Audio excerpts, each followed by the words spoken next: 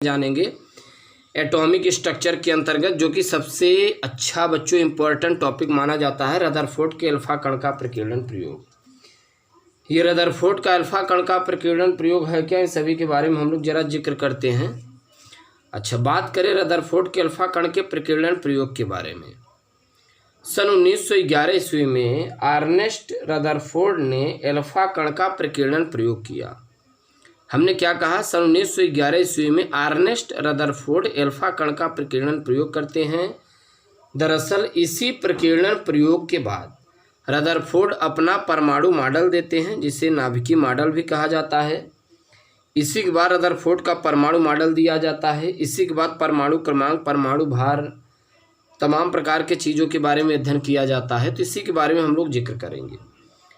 Rutherford सन 1911 ईस्वी में करते क्या हैं, ये अल्फा कण का दरअसल बच्चों प्रकीर्णन प्रयोग करते हैं।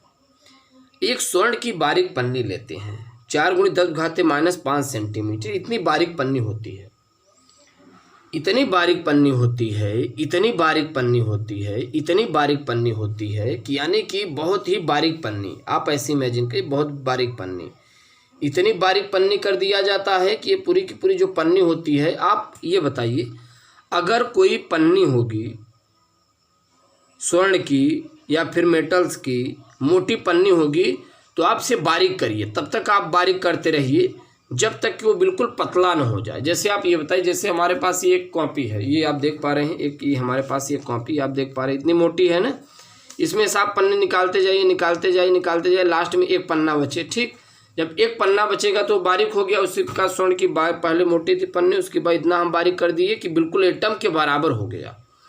आप बारीक करते जाइए जब तक कि एटम के बराबर न हो जाए। अब अर्नेस्ट रदरफोर्ड करते क्या है, इसी बारीक पन्नी पर अल्फा कण का प्रकीर्णन प्रयोग करते हैं। जब इसी बारीक पन्नी पर अल्फा कण का प्रकीर्णन प्रयोग करते हैं बच्चों, देखा जाता है कुछ अल्फा कण क्या होते हैं, इसके केंद्र से टकराने के बाद अपने उसी मार्ग में वापस लौट आते हैं। कुछ अल्फा कण ऐसे होते हैं जो बिना विचलित हुए सीधे निकल जाते हैं। जब अल्फा कण की बौछार कराई जाती है ना लगातार, तो देखा जाता है कुछ अल्फा कण बिना विचलित हुए सीधे निकल जा रहे थे। आप देख पा रहे हैं ना, सीधे निकल जा रहे हैं, सीधे, कोई मतलब नहीं, सीधे जा रहे हैं। आप देख पा रहे हैं ना, सीधे निकल जा रहे हैं कुछ अल्फा कण। वहीं कुछ अल्फा कण ऐसे होते हैं जो अपने मार्ग से विचलित हो जाते हैं। आप देख पा रहे हैं, जाना था जापान, पहुंच जा रहे हैं चीन। कुछ अल्फा कण सीधे निकल गए, कुछ अल्फा कण अपने मार्ग से विचलित हो जा रहे हैं।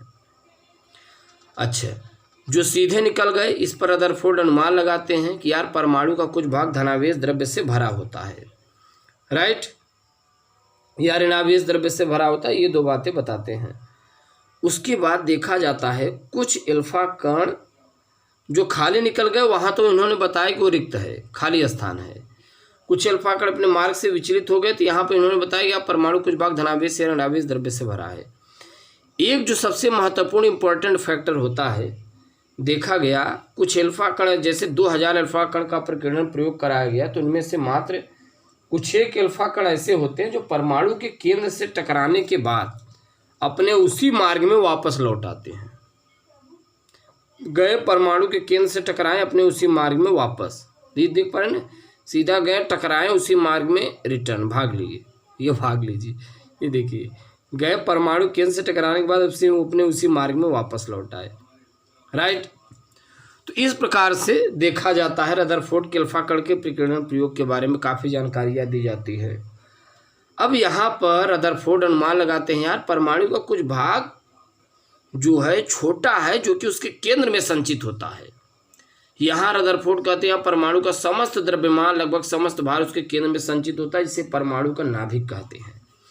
इसी समय न्यूक्लियस की खोज की जाती है। परमाणु नाभिक का आकार होता है 10⁻⁻15 मीटर, मीटर में 10⁻⁻15 मीटर नाभिक का आकार। परमाणु का आकार हो गया 10⁻⁻10। ये आप नोट डाउन कर लीजिएगा, ये परमाणु का आकार है और ये न्यूक्लियस का आकार है, ये एटम का और ये न्यूक्लियस का, ठीक।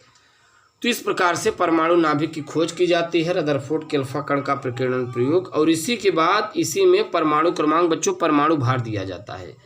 दरअसल परमाणु क्रमांक क्या होता है, नाभिक में उपस्थित प्रोटॉनों न्यूट्रॉनों की संख्या को परमाणु भार कहते हैं। ये देखिए, नाभिक में न्यूट्रॉन प्रोटॉन एक साथ आप योग कर दीजिए तो परमाणु भार हो जाएगा।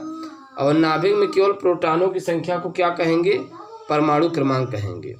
नाभिक में प्रोटॉनों न्यूट्रॉनों की संख्या का योग कर दीजिए, परमाणु भार कहेंगे। केवल प्रोटॉनों की संख्या को परमाणु क्रमांक कहेंगे। तो इस प्रकार से हम लोग सीख पा रहे रदरफोर्ड के अल्फा कण का प्रकीर्णन प्रयोग। राइट।